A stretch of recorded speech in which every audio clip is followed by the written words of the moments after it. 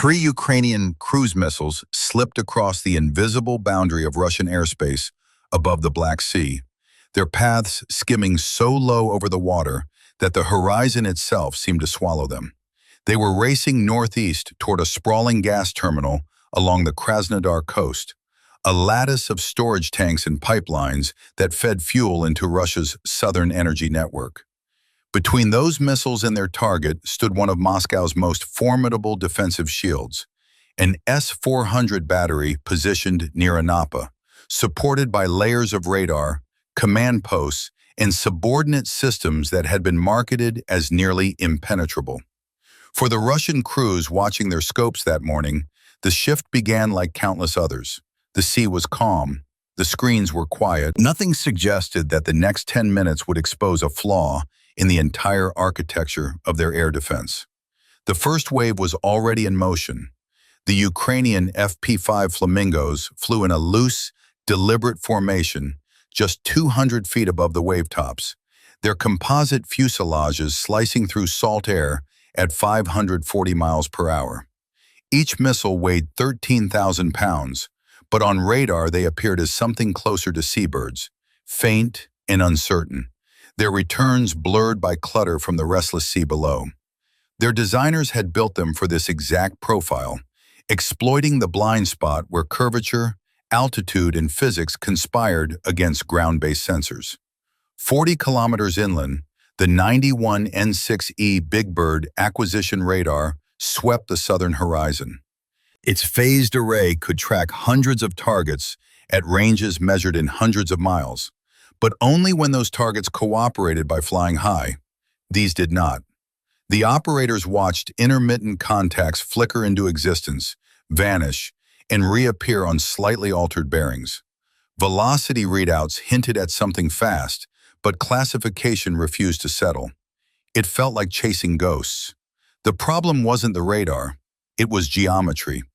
At 200 feet above the water, the curvature of the Earth created a shadow no ground radar could see through. Mounted 26 feet above the ground, the big birds simply could not look far enough over the horizon to catch sea-skimming threats in time. At 0703 hours, the lead Flamingo crossed the 22-mile detection threshold. The 91 N6E finally achieved stable classification. Velocity 541 miles per hour. Altitude 190 feet. Heading 047 magnetic, straight toward the gas terminal, now less than 20 miles away. Cruise missile. 8 seconds later, an S-300 battery reached the same conclusion. Redundant confirmation that arrived too late to matter. The battery commander knew the math. He had perhaps 50 seconds before the engagement window collapsed. He ordered the 92 N6E Gravestone fire control radar to slew onto the target, its narrower beam carving out the precision track needed for intercept. As it did, 2 more contacts resolved behind the first Flamingo, and behind them, something else entirely, slower, more numerous, and impossible to fully count before the first missiles had to fly. He did not wait for coordination. The launch command went out. In 4 seconds, the system came alive. Trajectory data streamed from radar to missile. Launcher rails elevated. A gas generator pressurized the ejection system, and compressed nitrogen kicked a 48 N6DM interceptor clear of its tube before the solid booster ignited. The missile leapt forward, nearly 23 feet long and just under 4,000 pounds, accelerating as its sustainer motor took over. Mid-course guidance flowed from the ground. In the terminal phase, the semi-active seeker would finish the job. The first interceptor arrived with brutal efficiency. Its proximity fuse triggered 40 feet from the Flamingo. Tungsten fragments shredded the missile's tail, severed hydraulics, and sent the airframe tumbling into the Black Sea. The second interceptor lost lock at the worst possible moment and self-destructed rather than chase a solution it could no longer see. 1 Flamingo destroyed, 2 still inbound. Their fiberglass skins soaked up radar energy, dulling returns. The gas terminal was now 14 miles away, less than 90 seconds of flight time. The S-300 requested a handoff on the trailing contacts, but coordination required the 55K6E command post to reconcile track numbers between batteries. That reconciliation burned seconds no one had. While the data link negotiated, the second Flamingo crossed the 20-mile line. 4 more interceptors launched in rapid succession, 2 from the S-400, 2 from the S-300. For 6 seconds, both batteries engaged the same radar track. The S-400's missiles arrived first. One proximity hit gouged the Flamingo's wing root. Another missed as the target jinked at the last instant. When the S-300's interceptors reached the point of intercept, there was nothing left but debris. 2 Flamingos down. $8.4 million in interceptors expended. Reload vehicles were still 4 minutes out. The third Flamingo was already past the engagement zone, descending toward the coast at full speed, its 2,500-pound warhead intact. And behind it, the scope was filling.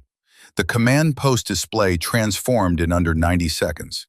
Some contacts looked like flamingos, fast, faint, flickering through clutter.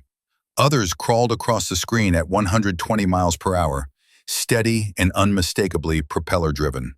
Still others matched nothing in the threat library at all. The opening salvo had been the Flamingos. The main strike was something else.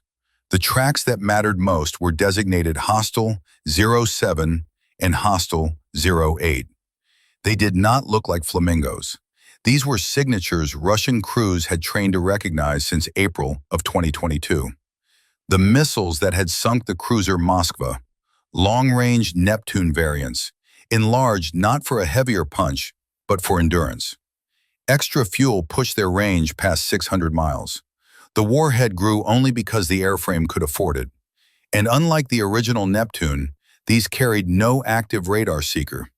In its place was a guidance computer running 3 navigation modes at once: GPS, inertial navigation, and a fusion of the two designed to survive interference. The S-300 commander recognized the signature burst instantly and pushed the classification up the chain while his fire control crews built solutions. But the command post was still reconciling tracks. Seconds bled away. The Neptunes crossed the coast near Vasilievka, 40 miles southwest of the terminal. 2 inbound at 560 miles per hour. 14 slower contacts followed behind them. Inventory became destiny. The S-400 had 6 missiles left in ready tubes. The S-300 had 8. 14 interceptors against 16 confirmed threats. The Neptunes were the only weapons capable of catastrophic damage in the next 90 seconds. Both commanders reached the same conclusion without speaking. Cruise missiles first. Interceptors rippled off the rails. Hostile 07 took 3 hits and disintegrated over the coastline. Hostile 08 was luckier, or its profile was better. It jinked hard as interceptors closed, slipping behind a low bridge near Golubitskaya at exactly the wrong moment for the defenders. One interceptor detonated 50 feet away, close enough to pepper the skin with fragments, but not enough to kill it. Another arrived seconds later to find empty sky. The Neptune emerged trailing debris, control surfaces chewed but functional. The guidance computer assessed the damage, recalculated drag and authority, and adjusted. Terminal speed dropped. The warhead did not care. 15 miles east of the gas terminal, a Buck M3 battery commander watched the chaos migrate onto his scope. 14 propeller-driven contacts inbound at low speed. The strategic SAM belt had already fired. Reloads were en route. Now everything else was his problem. The 9S-36 engagement radar painted the lead drones and returned classification. One-way attack UAVs. Simple airframes, cheap engines, 75 pounds of explosive each. The guidance, however, was anything but simple. Each drone carried a Skynode S-Flight computer, fusing inertial data with a downward-facing camera that read the terrain itself. Roads, rivers, field patterns were matched against stored maps. When GPS was present, it helped. When it wasn't, the drones did not wander. They navigated by sight. 8 miles northeast of the terminal, a Pole 21 GPS jammer network was doing exactly what it had been built to do, flooding the spectrum with noise. Against satellite-dependent weapons, it was lethal. Against drones that could see the ground, it was irrelevant. Russian doctrine assumed GPS denial would scatter attackers. These drones flew straight. The surviving Flamingo complicated everything. It was the highest value target still alive. The Buk commander chose it over the drones. Two 9M317M interceptors launched, smaller and faster off the rail than the S-400's missiles, accelerating past Mach 4.5 in seconds. The first arrived from above and behind, its proximity fuse triggering at 30 feet. Tungsten fragments shredded the Flamingo's tail. The missile pitched down, flight computers still fighting to execute the programmed approach. It struck the Black Sea 400 yards short of the beach, its warhead detonating on impact. Close, not close enough. The second interceptor found only spray. 2 missiles gone, 1 threat eliminated. The drones flew on. Now there were 14 drones inbound and 1 wounded Neptune. No one had engaged for minutes. The Buk's missiles were designed for aircraft and cruise missiles, not small composite drones. Proximity fuses calibrated for larger targets struggled to recognize them. 4 interceptors launched, 2 hits, 2 misses. The misses were not guidance failures. They were fuse failures. 8 more missiles followed, 5 hits, 3 misses. 6 drones destroyed at a cost that dwarfed the attacker's price. The Neptune, Hostile 08, flew wounded across the Krasnodar countryside, its guidance computer running a Kalman filter, weighing GPS against inertial truth. When jamming signatures appeared, GPS confidence dropped. Inertial navigation took over. Accuracy degraded, but not enough. 300 yards of uncertainty against a 45-acre tank farm still meant impact. At 0711 hours, the Neptune cleared the last ridgeline at 300 feet and 490 miles per hour. The Buk radar finally painted it, but the engagement window had collapsed. Minimum range meant seconds, and there were no missiles left to shoot. The commander watched the icon cross his scope and disappear. The missile struck Tank 7's center mass. The warhead punched through steel and detonated inside, turning a storage vessel into a bomb. Superheated gas ruptured welds and sprayed flaming fuel across neighboring tanks. Tank 9 followed seconds later in a boiling liquid expanding vapor explosion that sent a fireball 200 feet into the air. The perimeter crews saw it from miles away. At 0712, the remaining drones reached terminal range. Pantsir batteries fired what they could. 4 drones died. 4 did not. They struck pump houses, manifolds, transfer lines. Fires spread where fire could not be allowed to spread. At 0715, Tank 15 went blevy, flame impingement having weakened its shell.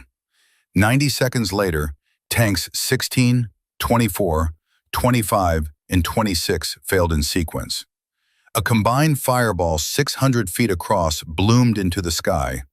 By 0720 hours, 22 of 30 storage tanks were destroyed or burning uncontrollably. The loading racks were gone. The rail yard was gone. The fire burned for 3 days. The defense had fought hard, expensively, and bravely. It had still been overwhelmed.